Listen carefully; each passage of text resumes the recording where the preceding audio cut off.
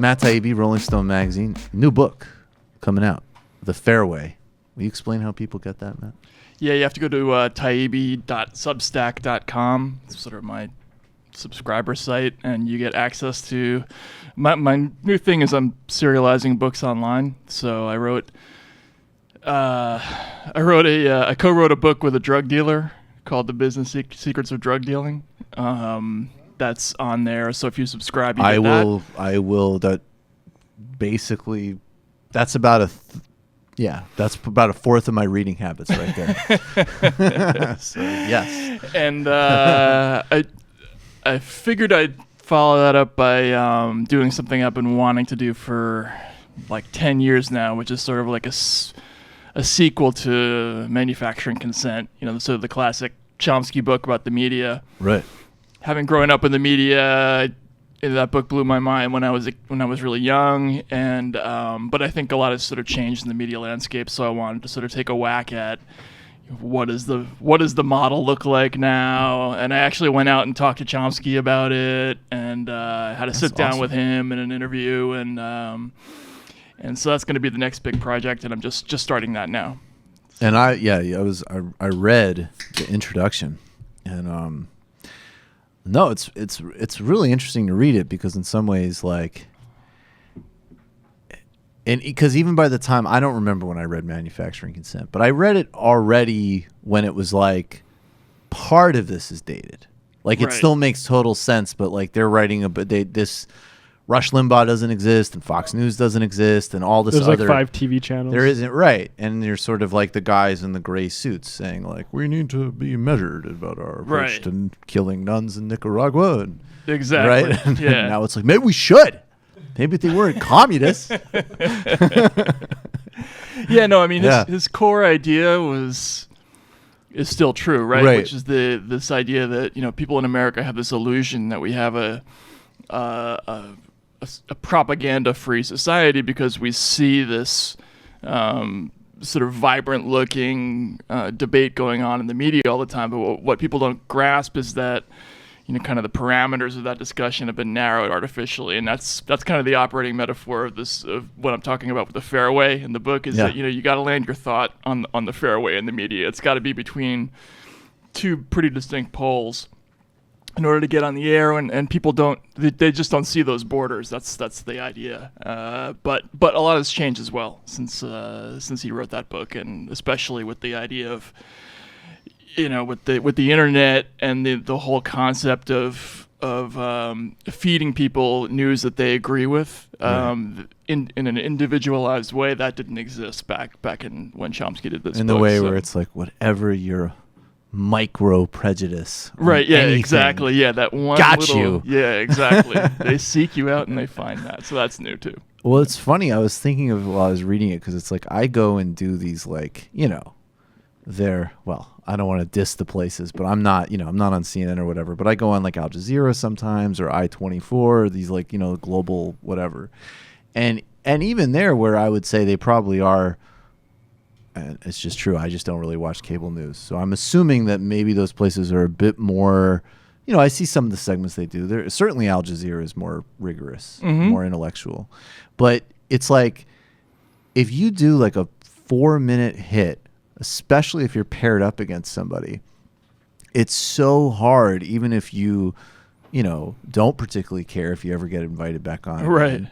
You don't have an agenda for any party or consulting firm that you need to peddle, but it's just like, even just by being polite, it's like, all right, well, that's the parameters of the question. It's not my style. Maybe I'm wrong, but I'm not the one to be like, well, what? That's not real. Exactly. Here's what's really happening, man. Right. You just find yourself being like, well, I think Republicans need to think about this because, yeah. That's just literally the way it's set up. Thoughtfulness doesn't really fit the format. For the most part, we like things to be really clear. We like the classic setup is Crossfire, right? It's like one person on one side, one person on the other side.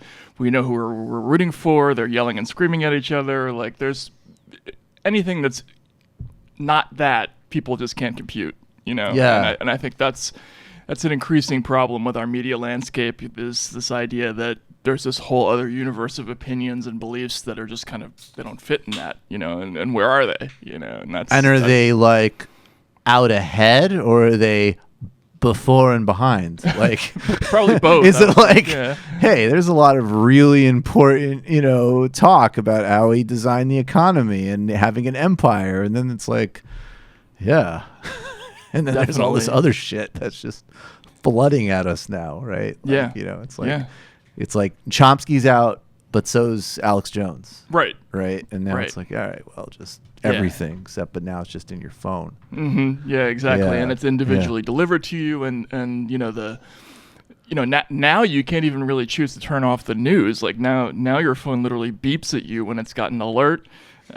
People get addicted to, like, literally addicted to the dopamine rush of seeing a news clip, and we've learned to train media consumers, basically in the same way that tobacco companies train their customer base. We get them addicted to the product, and then after that, it's just a question of marketing and herding them in, and keeping them in the pen. The corporate media, sort of business model has really turned into something that's very, very much like big tobacco in the last 3 or 4 decades, and that's a pretty weird and messed up thing that we really don't think about often enough, I don't think. No. Yeah. No, I mean, I've heard that's really interesting. I remember I went to some, I used to do like sort of like, not in any super in-depth way, but in my 20s when I was just sort of bouncing around and doing various things, I did some stuff like more like in the brand strategy kind of space, they would call it. Everything space. The space. I was in that space, I was in the brand strategy I'm in the brand strategy space. Yeah. Now I'm in the YouTube dick comment space. And it's 2 spaces over. Yeah, it's a couple of spaces over from the brand strategy space. That's Taibbi was in the Goldman Sachs exposure space. And I went to some presentation at some conference or something, and it was on gamification. And I just remember like, and I'm not, it was definitely not like, oh, and I saw how this was going to make, this is like 2011 or something. It wasn't like I didn't like see the future. The only difference was, and how I saw that I was a little out of that space, was this guy was basically explaining how like you can have emotional relationships with all of your gadgets, and you could constantly want to catch them, interact with them through various signals and feedback loops. And he's totally doing the like, so it's actually like a really emotional process. Like he's seen, it's like I'm giving a spiritual talk about how, if your sink became smart, you could, get sports cars on it, and that would be amazing. Right. And I'm sitting there like, that sounds fucking exhausting. Like that was just I didn't see ahead. It was none of that, but I did have at least some like, why is everybody smiling at this? Like I find my early version of the iPhone at that point, all the shit that I needed to keep track of then with not nearly as much to do, exhausting. Right. And they're just like stoked. Yeah, exactly. Yeah. 100% going for it. Yeah. Yeah. No, it's freaky. It's freaky. The whole, atomization of the media landscape, and and I think if people in the business, and again, I grew up in the media, my dad was a reporter, my earliest memories are from this world. The way that the job has changed over the years, we used to just when I first started, we didn't really think about retaining audience share or anything like that. There was this really kind of sort of sub-intellectual concept of what is and what isn't a good story, and we just sort of promiscuously went after anything that sounded interesting.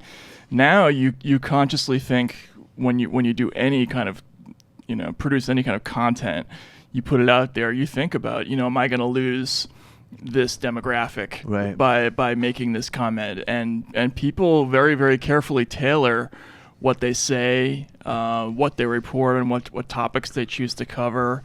The stations do that. The lineups of the topics they choose to take on, as opposed to what they choose not to take on. It's not just as crude as it used to be, where the main division was we didn't show poverty on TV because it bummed people out because they wouldn't buy Chevys. Super for bummer. Reason. Right. But now it's also like we can't show this because our conservative audience won't like this, or our liberal audience won't like this, and it's become this very, very specified process where we're really not reporting. What we're really doing is marketing, and that's pretty weird, and it's a big difference in the business. And I think a lot of reporters aren't even conscious of it yet. Yeah. And you also talk about their concept of flack and how that shows up. Right. Which is super interesting. Yeah, I mean, Chomsky's whole take on that was in the old sort of 1988, arena with the media, or pre-1988, if you stepped outside the confines of what, the sort of typical anti-communist religion, right? You'd get letters from think tanks, you'd get sort of artificially generated AstroTurf campaigns against your TV report, and then that would trickle down to you, the reporter, and you would learn, sort of almost like a dog does, like not to do that next time, right? And it just becomes internalized. But now it's not that complicated. Now it's instant. You do something that falls outside the line of your demographic, and it's Twitter and Instagram, and a gazillion people are on you in a second, and there are even paid trolls who right. do that. And that whole part of his theory, I think, is very true, and probably even more so than it was back in '88. It's just been amplified. I did think of your financial coverage with the anti-communism stuff, and we'll pivot to that in a second, because I do think, obviously, I'm a materialist, so I think that mostly it's just like, power begets power, money begets money. But there is an ideology, and it does seem like, the through line of everything from maybe that they had to mix it up and kill some nuns in El Salvador, but they were communists, is the same through line as if you just fucking deregulate. Right. I remember really becoming aware of politics, like the late 90s, right? And honestly, and seeing people like Thomas Friedman before he was a joke. Right. You made him, thank you, into a joke. 1999, when I was 16, 17 years old, being like, I don't know, these WTO protests make sense to me. Right. That guy was trotted out on every show to be like, you Yeah. don't get it, because it's like a giant Bazir in Lebanon. Imagine an upside down giraffe. All his metaphors are so great. But yeah, you're right. You're absolutely right.